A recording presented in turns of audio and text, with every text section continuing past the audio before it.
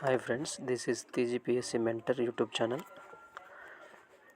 మనం రీసెంట్గా విడుదలైనటువంటి సోషో ఎకనామిక్ అవుట్లుక్ సంబంధించిన వ్యవసాయం మరియు అనుబంధ రంగాలకు ఉన్నటువంటి డేటా ఒక్కసారి గుర్తుపెట్టుకునే విధంగా చేస్తాం. ఎట్లా గుర్తుపెట్టుకోవాలి, డేటా అనేది ఏ విధంగా గుర్తుంచుకోవాలనేది చెప్తాం. ఫస్ట్ ఆఫ్ ఆల్, మన దాంట్లో వ్యవసాయం మరియు అనుబంధ రంగాల్లో మొట్టమొదటిసారి మనకు ఫస్ట్ అనుబంధ రంగాలు, వ్యవసాయం యొక్క అనుబంధ రంగాలు ఏంటి తెలియాలి. మొత్తం 4 వ్యవసాయ అనుబంధ రంగాలు 4 ఉంటాయి. ఒకటి అగ్రికల్చర్ అంటే వ్యవసాయం, ఒకటి హార్టికల్చర్ అంటే ఒకటి ఉద్యానవనం, ఒకటి యానిమల్ అంటే పశు సంపద అండ్ మత్స్య సంపద, నెక్స్ట్ అటవీ యాజ్ వెల్ యాజ్ పర్యావరణం. ఇవి 4 మెయిన్ అండి. ఈ 4 మనకు అనుబంధ రంగాల కిందికి వస్తాయి. అయితే మనం సోషియో ఎకనామిక్ అవుట్లుక్లో ఏమి ఇస్తామంటే వ్యవసాయానికి సంబంధించినటువంటి డేటా ఇస్తాం. డేటా ఈ సంవత్సరం ఎంత వృద్ధితో ఉంది, జిఎస్విఏకి ఎంత ఉంది, ఉపాధి రంగం ఎంత ఉంది, హార్టికల్చర్ కూడా సేమ్, యానిమల్ హస్బెండరీ ఫిషరీస్ కూడా సేమ్. అంటే పశు సంపద వృద్ధి రేటు ఎంత, పోయిన సంవత్సరానికి ఈ సంవత్సరానికి వృద్ధి రేటు ఎంత, అది మనం నేర్చుకుంటాం. ఫస్ట్ చూసుకున్నట్లయితే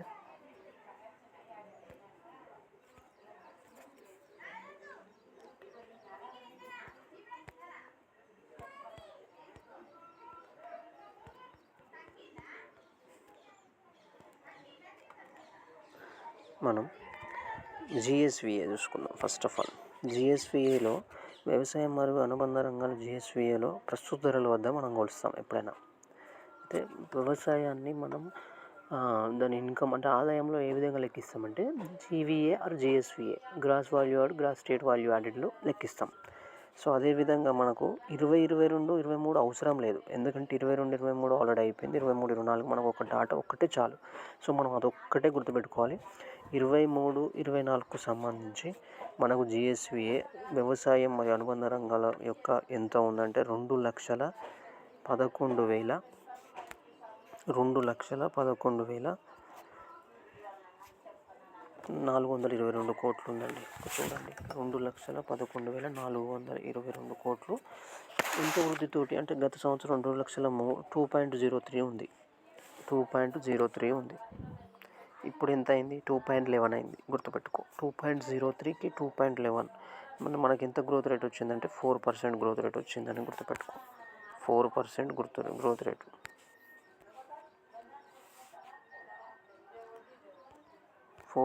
గ్రోత్ రేట్ వచ్చింది.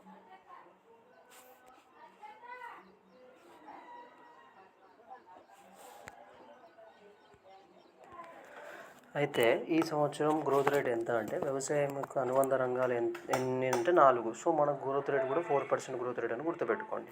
నెక్స్ట్ పంటల రంగానికి వచ్చేస్తే పంటల రంగం గత సంవత్సరం నుంచి ఇప్పటి వరకు -0.8 డిగ్రీస్ ఇచ్చింది. ఎందుకంటే మీకు ఇది గట్టిగా గుర్తుంటుంది. ఎందుకంటే నెగిటివ్ ఎందుకు వచ్చింది అనేది మీకు గుర్తుండాలంటే గత సంవత్సరానికి ఇప్పటికీ కొంచెం మాన్సూన్ అంటే వర్షాకాలంలో వర్షాలు చక్కగా పడలేదు. నైరుతి ఋతుపవనాలు కానీ ఈశాన్య ఋతుపవనాలు కానీ రావాల్సిన టైంకు అంటే లేటుగా వచ్చాయి. సో పంటలు సరిగ్గా వండగా ఏమైందంటే గ్రోత్ రేట్ అనేది కొంచెం తగ్గింది. అది -0.8లోనే, అది తక్కువనే. అయితే 1 అంటే 100 అని గుర్తుపెట్టుకో. అంటే 1.00481 కోర్స్ అనేది వచ్చింది జిఎస్విఏలో పంటల రంగం యొక్క. గుర్తుపెట్టుకోండి చాలు.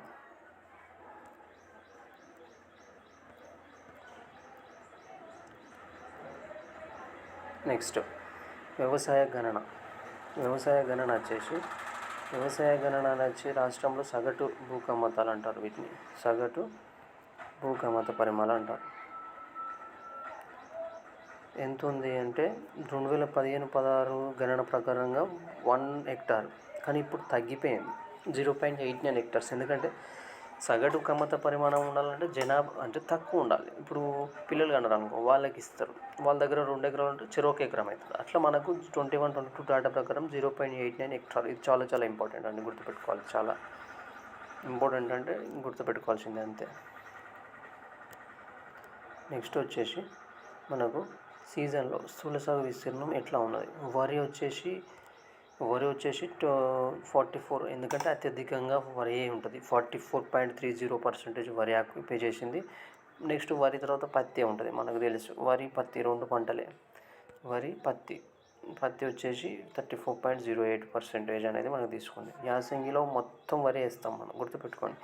యాసంగిలో మొత్తం వరి వేస్తాం కాబట్టి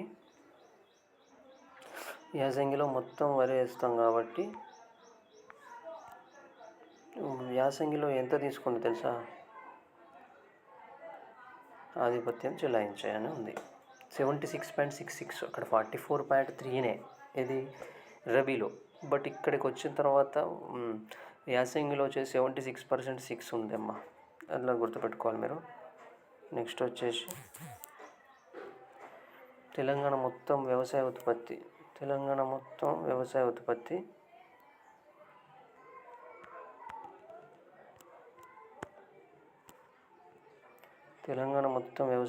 ఏ విధంగా ఉంది ఒకసారి చూద్దాం.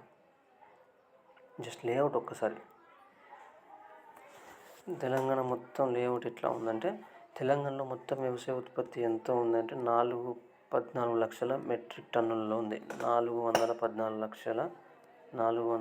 లక్షల మెట్రిక్ టన్నులుగా ఉంది. ఇది చాలా ఇంపార్టెంట్, గుర్తుపెట్టుకోవాలి. వీళ్ళు మెయిన్ ప్రధాన పంటలు మనకు తెలుసు. మన ప్రధాన పంటలు ఏంటి? వరి, పత్తి, మొక్కజొన్న అని మనకు తెలుసు.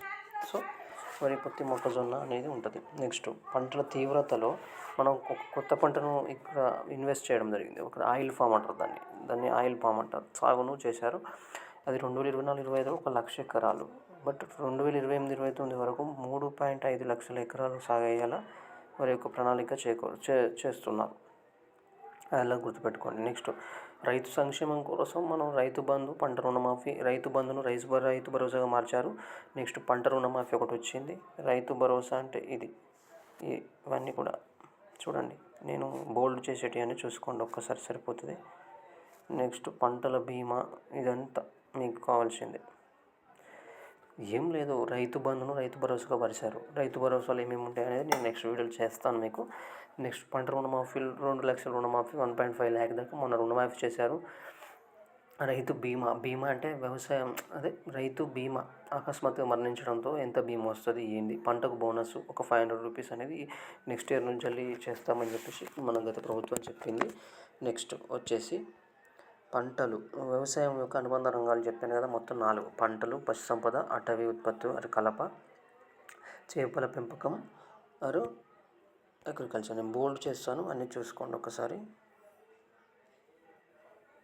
ఇవి మెయిన్ ఏముంది, పంటలు, పశు సంపద, అటవీ ఉత్పత్తులు మరియు కలప.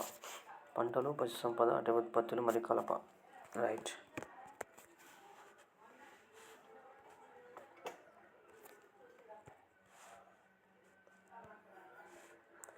వ్యవసాయానికి వచ్చేస్తే, వ్యవసాయ ఆర్థిక వ్యవస్థ వెన్నెముకగా ఉంటుంది, మనకు తెలుసు. అది మీ సంఘానికి పైగా గ్రామీణ ప్రాంతాల్లోనే ప్రత్యేకంగా వర్తిస్తుంది ఈ రంగం.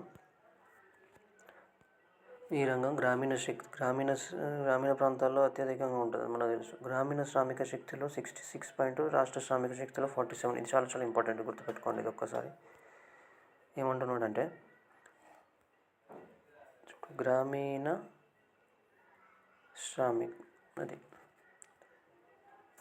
గ్రామీణ శ్రామిక శక్తిలో ఎక్కువ ఉంటుంది, ఎందుకంటే వ్యవసాయం కాబట్టి. బట్ రాష్ట్ర శ్రామిక శక్తిలో మొత్తం యావరేజ్గా తీసుకుంటే 47.3 ఉపాధిని ఇస్తున్నది.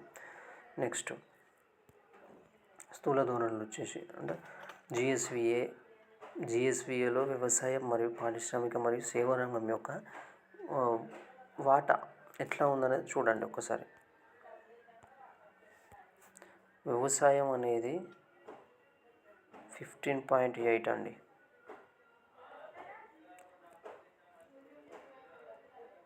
15.8 ఉందండి.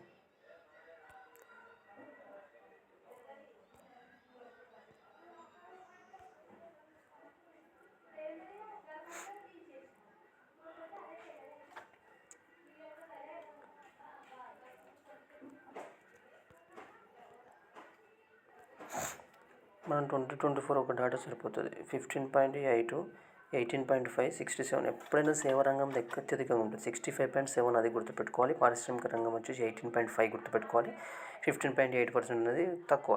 క్రోనలాజికల్ ఆర్డర్లో తీసుకున్నట్లయితే దీన్ని మనం సేవా రంగము, క్రోనలాజికల్ ఆర్డర్లో తీసుకుంటే దీంట్లో ఏం చేస్తామంటే సేవా రంగము > పారిశ్రామిక రంగం > వ్యవసాయ రంగం అని ఒక రాసుకోవాలి అంతే. అక్కడ చిన్నగా సైడ్ హెడ్డింగ్లో రాసుకుంటే మీదంటే మనకు మర్చిపోలేము. ఒకవేళ డాటా గుర్తు లేకుండా ఏది పెద్దగా ఉంటుంది ఏది చిన్నగా ఉంటుందని మనకు గుర్తుంటుంది.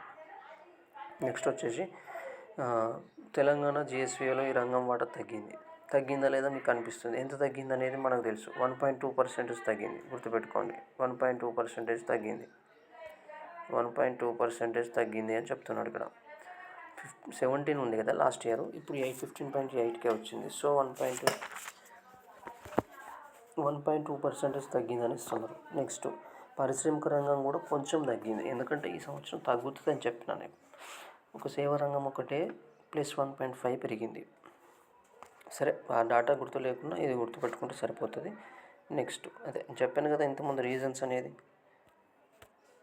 డిలేడ్ మాన్సూన్ ఒకటి, రెయిన్ఫాల్ వేరియబిలిటీ అంటే ఉండాల్సిన దానికంటే ఎక్కువ ఉండడం, పంట కాలానికి సంబంధించిన దానికంటే ఎక్కువ రావడం అలాంటిది వచ్చాయి. నెక్స్ట్ డ్రై స్పెల్స్ అంటే భూగర్భ జలాలు క్షీణించడం, బోర్ వాటర్లో వాటర్ లేకపోవడం, అలాంటివి దాదాపు 21 రోజులు లేదా అంతకంటే ఎక్కువ ఉండాలి అని చెప్పిన నేను. నెక్స్ట్ వృద్ధి రేటు ఉంటుంది. వ్యవసాయ రంగాల అనుబంధ రంగాల వృద్ధి రేటు ఉంటుంది. అనుబంధ రంగాల వాటా జిఎస్విలో ఉపరంగాల యొక్క వాటా. ఇంతకుముందు మనం వ్యవసాయ రంగం యొక్క వాటా చూసుకున్నాం. ఇప్పుడు మనం వాటి యొక్క ఉపరంగాలు ఏంటి తెలుసుకున్నాం. వంటలు, పశు సంపద, మత్స్య సంపద, అటవీ ఉత్పత్తులు అని తెలుసుకున్నాం. వాటి యొక్క వాటా ఎట్లా ఉన్నదో చూద్దాం. 2022-23 చూద్దాం. ఫస్ట్ 49.8 ఉంది. నెక్స్ట్ ఇది తగ్గింది -2.3కి, అంటే 47.5. ఇది మెయిన్ ఇంపార్టెంట్, మనకు 47.5 అనేది గుర్తుపెట్టుకోవాలి ఎప్పుడైనా. నెక్స్ట్ పశు సంపద 46.8 అనేది ఉన్నది. అటవీ ఉత్పత్తులు సేమ్ 2.2, చేపల పెంపకం 3.5 అట్లా. నెక్స్ట్ వచ్చేసి వృద్ధి రేటు, ఉపరంగాల యొక్క వృద్ధి రేటు.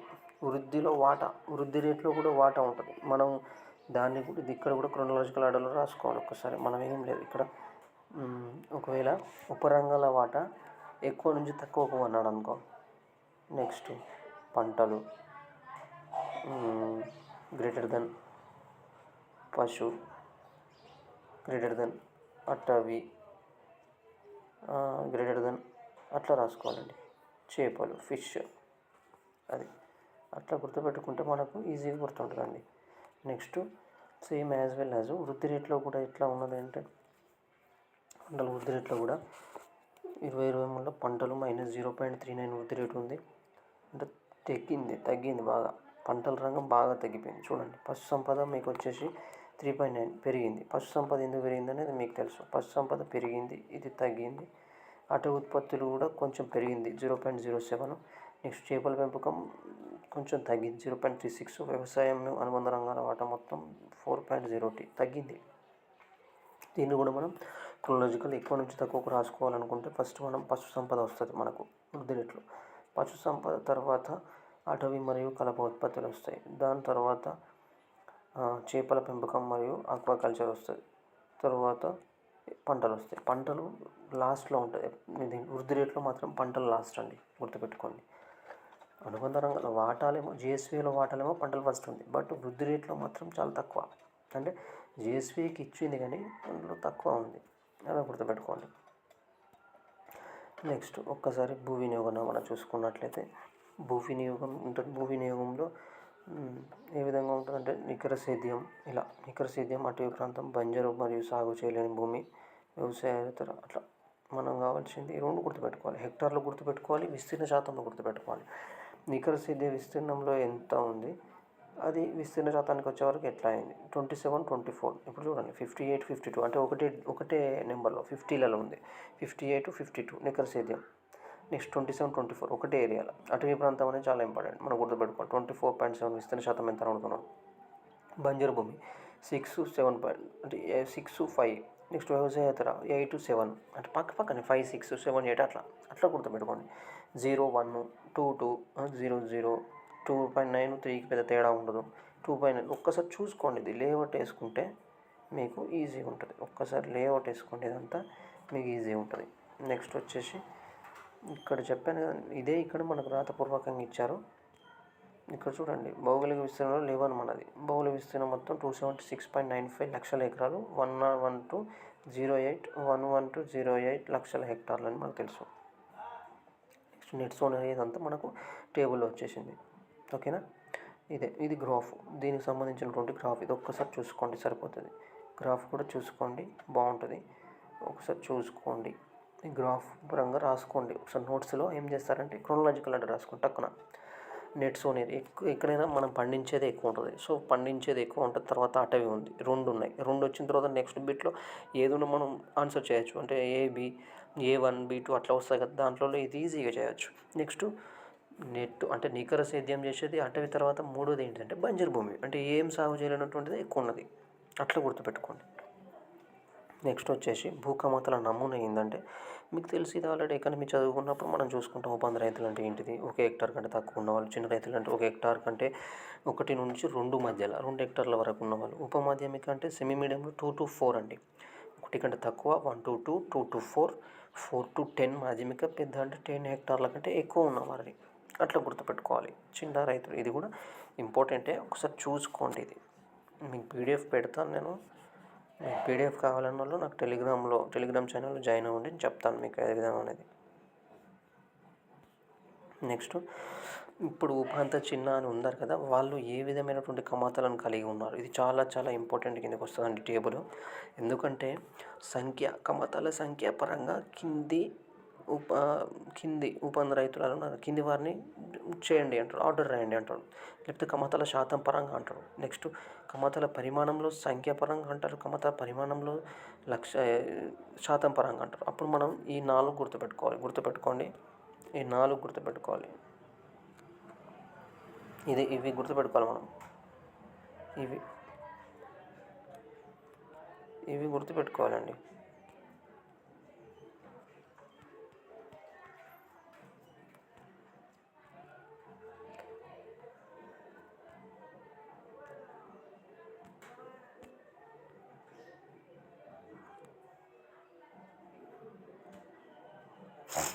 కమతాల సంఖ్య పరంగా ఉపాంత, చిన్న, మాధ్యమిక అట్లనే క్రోనలాజికల్ ఆర్డర్లో రాసుకోవాలి. మీరు ఈ టేబుల్ రాసుకోవాలి. టేబుల్ కిందనే ఉపాంత, చిన్న, ఉపమాధ్యమిక, ఎందుకంటే దాదాపు ప్రీవియస్ ఇయర్లో వచ్చిన క్వశ్చనే కాబట్టి చెప్తా ఉన్నాను నేను. నెక్స్ట్ కమతాల శాతంలో ఎప్పుడైనా ఉపాంత ఉంటారు, ఉపాంత తర్వాతనే చిన్న ఉంటుంది, చిన్న తర్వాత ఉపమాధ్యమిక, మాధ్యమిక, పెద్ద. బట్ ఇక్కడ కమతాల పరిమాణంలో మాత్రం తగ్గుతుంది. కమతాల పరిమాణంలో మాత్రం 1-2 చేంజెస్ ఉంటాయి. చిన్న తర్వాత ఉపాంత వస్తుంది, చిన్న తర్వాత ఉపాంత తర్వాత చిన్న తర్వాత ఉపాంత తర్వాత ఉపమాధ్యమిక అట్లా వస్తుంది అన్నట్టు. ఇది ఒక్కసారి టేబుల్ మీరు బైహార్ట్ చేయండి. రాష్ట్రంలో మొత్తం కమతాలు 70 లక్షల కమతాలు. ఇక్కడ ఇచ్చాం కదా, మొత్తం కమతాలు 70.6 గుర్తుపెట్టుకోండి. మొత్తం కమతాల పరిమాణం 63.12 లక్షల హెక్టార్లు. 70 ఏమో మొత్తం కమతాల పరిమాణం 63.1. సగటు కమత 0.89. అది మార్జినల్ స్మాల్ అంటే ఉపాంత మరియు చిన్న రైతులు కలిపి 91.4% ఉపాంత కలిగి ఉన్నారన్నట్టు. అంటే మార్జినల్ అంటే స్మాల్ అంటే ఏంది, అంటే 2.47 ఎకర్స్ మరియు 5 అంటే 2 to 5 ఎకర్స్ మధ్యలో ఉన్న వాళ్ళే మొత్తం అంత వాళ్ళే ఉంటారు. అంతకంటే ఎక్కువ ఉన్న వాళ్ళైతే ఎవరు ఉండరు నాకు తెలిసి. నెక్స్ట్ ఇక్కడ చూసుకోండి, ఇక డాటా ప్రకారం ఏది ఇంక్రీజ్డ్ ఏది డిక్రీజ్డ్ అయిందనేది చూసుకుంటే మీకు తెలిసిపోతుంది. ఇది కూడా చాలా ఇంపార్టెంట్. ఓకే, నెక్స్ట్ వచ్చేసి కేటగిరీ వైజ్. ఇప్పుడు మనం చూసిందేమో రైతుల వైజ్. ఇప్పుడు కేటగిరీ వైజ్ అంటే సామాజిక వర్గం గ్రూప్ పరంగా కమతాల సంఖ్య మనం ఏం చేయాలంటే మనం క్రోనలాజికల్ ఆర్డర్ గ్రేటర్ దాన్ పెట్టి రాసుకోవాలి. నా దగ్గర పీడిఎఫ్లో నేను రాసుకొని ఉన్నది మీకు ఎక్స్ప్లెయిన్ చేయడం కోసమే ఇది. తర్వాత మీకు కావాలనుకుంటే టెలిగ్రామ్ ఛానల్లో జాయిన్ అయినప్పుడు నేను అన్నీ మంచి వివరంగా మీకు పెడతాను. నేను కమతాలు ఇతరులు ఎక్కువ ఉంటుంది, ఇక్కడ ఇతరులకే ఎక్కువ ఉంటుంది. ఇతరుల తర్వాత SC ST సంస్థాగతం, ఇది పర్మనెంట్. ఇది ఒకసారి నేను రాస్తాను చూడండి. దీంట్లో అంటే ఇతరులు గ్రేటర్ దెన్ SC SC తర్వాత ST తర్వాత సంస్థలు పోతాయి. ఇది మీరు గుర్తుపెట్టుకోవాలి. ఓకే, అంటే ఇతరులు greater than SC greater than ST ఇతరులు సంస్థాగతం. ఇది మీరు కావాల్సింది. ఇది ఇట్లా గుర్తుపెట్టుకోవాలి. ఇట్లా గుర్తుపెట్టుకుంటే ఏమవుతా అంటే ప్రతి దాంట్లో అంతే చూడండి. SCలో 9, 8 ఇతరుల తర్వాత SC ST సంస్థాగతం. ఇక్కడ ఇతరుల తర్వాత SC ST సంస్థాగతం. ఇది కమతాల పరిమాణంలో మాత్రం సేమ్ మనం ఇంతకుముందు ఎట్లా చూసుకున్నామో రైతుల పరంగా ఇక్కడ కూడా అంతే సేమ్ ఉంటుంది. ఫస్ట్ ఇతరుల తర్వాత ST SC ఇది వస్తుంది, తర్వాత ఇతరులు ST SC ఇది వస్తుంది. ఇక్కడ శాతం పరంగా కూడా ఏ విధంగా పెరిగింది తగ్గిందని చూసుకోండి, సరిపోతుంది. నెక్స్ట్ ఎస్సీ రైతులు ఎట్లా కలిగి ఉన్నారు? 9.79 లక్షల ఉంటే వారు కలిగి ఉన్న భూమి మాత్రం 6.2 లక్షల ఎకరాలు. చూడండి, ఎస్టీ రైతులు 8.3 లక్షల మంది ఉంటే 7.353 లక్షల హెక్టార్లు కలిగి ఉన్నారు, అంటే 11.9% శాతం ఉన్నారు అన్నట్టు. ఈ శాతాలు కూడా కొంచెం ఒకసారి గుర్తుపెట్టుకోవాలి. ఇక్కడ ఇచ్చాను మీకు ఇతరులు ఎస్సీ ఎస్టీ సంస్థాగతం, ఇతరులు ఎస్సీ ఎస్టీ సంస్థాగతం అని, అంతే. ఇంకో ఇది ఇంపార్టెంట్, ఓకే, చాలా చాలా ఇంపార్టెంట్ అది. ఇదండి, ఇలా మీరు గుర్తుపెట్టుకుంటే ఏమవుతుందంటే ఈజీ అయిపోతుంది మీకు. నెక్స్ట్ జిల్లాల వారీగా సగటు భూమి పరిమాణం కలిగిన జిల్లాల వారీగా సగటు భూమి పరిమాణం కలిగి ఉన్నటువంటి జిల్లాల వారీగా సగటు భూమి కలిగినటువంటి జిల్లాలు, అత్యధిక జిల్లాలు, అత్యల్ప జిల్లాలు, ఇవి మాత్రం పక్కా క్వశ్చన్ అయితే ఈసారి. అత్యధిక సగటు భూపరిమిత కలిగిన జిల్లాలు ఏంటి తెలుసా? ఆదిలాబాదు, కొమరంభీము, భద్రాద్రి, జోగులాంబ, నారాయణపేట. ఆదిలాబాదు, కొమరంభీము, భద్రాద్రి. అయితే దీన్ని షార్ట్కట్లో అయితే ఆదికొంబ జోగునారాయణ అని గుర్తుపెట్టుకోండి, సరిపోతుంది. ఆదికొంబ ఆదివారం కొమరం భీముడు భద్రాద్రి కొత్తగూడెం పోయి అక్కడ నుంచి జోగులాంబ నుంచి నారాయణ, అదే ఆదికొంబ జోగునారాయణ అని పెట్టుకోండి. ఆదికొంబ జోగునారాయణ అత్యధికంగా ఉంటుంది. నెక్స్ట్ తక్కువ ఉన్నది మెదకు, కామారెడ్డి, వరంగల్, కరీంనగర్, హనుమకొండ. దీని ఎట్లా గుర్తుపెట్టుకోవాలంటే మెదకం వర్కర్, అదే మెదకంలో మెదకం అనండి, ఇది సగటు పరిమితం. మెదకంలో వర్కర్ హనుమంతుడు, అది గుర్తుపెట్టుకుంటే సరిపోయా. అత్యల్పంగా మెదకంలో వర్కర్ ఎవరు? అట్లా వర్కర్ అంటే చూడండి, మెదకంలో వర్కర్ హనుమంతుడు అని గుర్తుపెట్టుకుంటే సరిపోయాయి, సింపుల్, ఈజీ. నెక్స్ట్ సగటు కమత పరిమాణం కంటే ఎక్కువ సగటు 15 ఉన్నాయి, సగటు పరిమాణం తక్కువ ఉన్నాయి 15 ఉన్నాయి. మనకు ఉన్నాయి మొత్తం 33 జిల్లాలు. 33 జిల్లాలో ఒకటి కంట్రోల్ బోర్డు పోతే 32 జిల్లాలో ఇక్కడ చూసుకోండి, సరిపోతుంది. అదే చెప్పిన ఆదికొంబ జోగునారాయణ ఒకటి, మెదకంలో వర్కర్ హనుమంతుడు, ఈజీ, మనకు ఈజీ గుర్తుపెట్టుకుంటుంది. యాన్యువల్ రెయిన్ఫాల్ అనేది ఒకటి ఉంది. యాన్యువల్ రెయిన్ఫాల్ ఏంటిది? యాన్యువల్ రెయిన్ఫాల్ మనకు ఎంత వచ్చింది అనేది 919 mm అన్నట్టు. నైరుతి ఋతుపవనాలు ఇది ఒక్కసారి మీరు చూసుకున్నట్టు చేయండి, సరిపోతుంది. ఒక్కసారి మీరు నోట్స్లో చిన్నగా పీడిఎఫ్లో ఉంటుందిలే కానీ. నెక్స్ట్ స్థూల సాగు విస్తీర్ణంలో ఎంత పెరిగింది అనేది, వానాకాలంలో 3.5% పెరిగింది. వానాకాలంలో 3.5% పెరిగింది. యాసంగిలో 33.9% పెరిగింది.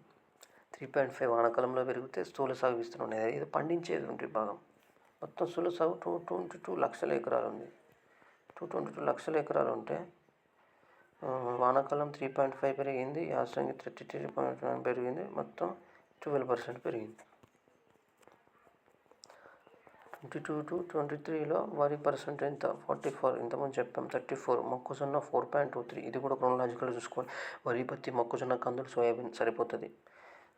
విస్తీర్ణం ఎలా పెరిగింది, తగ్గింది, ఒక్కసారి చూసుకుంటే సరిపోతుంది, సింపుల్. ఇది మనం గుర్తుపెట్టుకోవాల్సింది మెయిన్ నేను చెప్తా ఉన్నా. ఇది మనం ప్రొడక్షన్ చూసుకోండి ఒకసారి. ప్రొడక్షన్లో వరి 258 lakh మెట్రిక్, 122 ఉంటే డబల్ చేయండి 244 అయితే అట్లా 50 పత్తి ఉంటే 30.9 lakhs MTs. ఎందుకంటే ఇది బేరల్స్తో కొలుస్తాయి కాబట్టి విస్తీర్ణం కంటే ఉత్పత్తి తక్కువ ఉండేది ఒక పత్తి మాత్రమే. మొక్కజొన్న అనేది 12 to 24 దగ్గర 28.68 అట్లా సరిపోతుంది. నెక్స్ట్ ఇవి మొత్తం దిగుబడి, వరి దిగుబడి అంటే ఒక కేజీ పర్ ఎకర్ అన్నట్టు. ఒక ఎకర్కి ఎన్ని కేజీలు వస్తుంది? 2000 అంటే 2 టన్నులు అన్నట్టు, 2 క్వింటాలు. ఓకే, వరి అనేది ఒక ఎకరానికి 2 క్వింటాల నుంచి 2 క్వింటాలలోనే ఉన్నది. 2 క్వింటాల ఎకరానికి 2 టన్నులు, 2 టన్నులు అండి. మొక్కజొన్న వచ్చేసి 20 క్వింటాలు అని గుర్తుపెట్టుకుంటే సరిపోతుంది. వరి అనేది 20 క్వింటాలు వస్తుంది, మొక్కజొన్న 22 క్వింటాలు వస్తుంది. కందులు వచ్చేసి 3 క్వింటాలు వస్తుందండి. శనగలు 6 క్వింటాల్స్ వస్తాయి. ఇది ఒక్కసారి క్రోనలాజికల్ ఆర్డర్లో మీరు గుర్తుపెట్టుకుంటే ఈజీ అయిపోతుంది, సింపుల్. ఇది వ్యవసాయం మరియు దానికి అనుబంధ రంగాలటువంటి